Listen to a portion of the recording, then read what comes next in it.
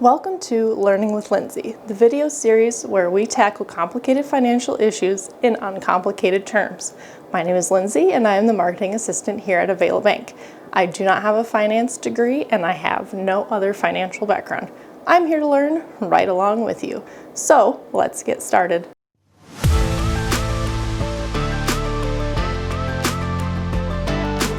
As I'm sure you've been hearing in the news a lot lately, recession is on a lot of people's minds. But what is it? Do we truly know what it means?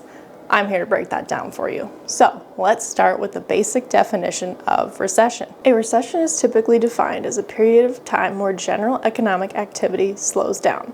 Now, an economy may fluctuate from month to month and quarter to quarter, but if there have been 2 consecutive quarters where the economy is slow, that's typically considered a recession.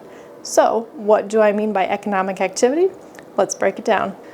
The first piece of economic activity that economists usually look at is the gross domestic product, otherwise known as the GDP. This is the total value of goods and services produced in a country.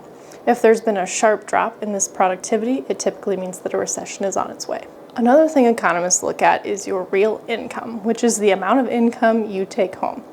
If you have less income, obviously you'll have less purchasing power, which eventually hurts our economy. Another part of the economy that economists look at is the manufacturing industry. Typically, what are we importing and exporting? Are we on track with other countries? And do we have more or less than we need for positive growth? Economists will also look at the wholesale and retail sales of a country.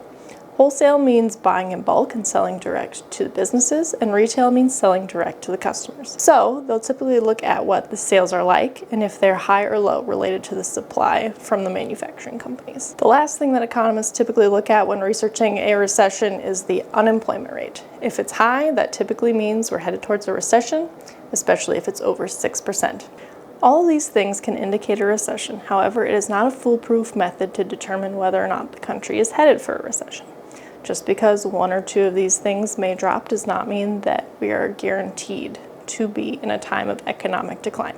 Whether we're headed for a recession or not, it's important to always be prepared for tough financial times. Life is unpredictable and you never know what could happen. Here's some things to think about as you're preparing your finances.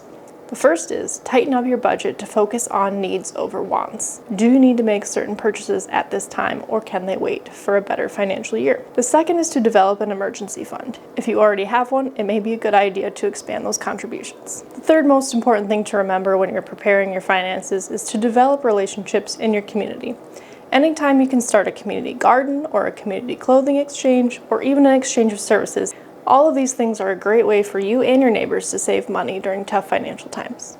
If you'd like to learn more about banking terms, products, and services here at Availa Bank, you can always check out our YouTube channel, visit our blog, or check out our cybersecurity page. It's all at www.availa.bank.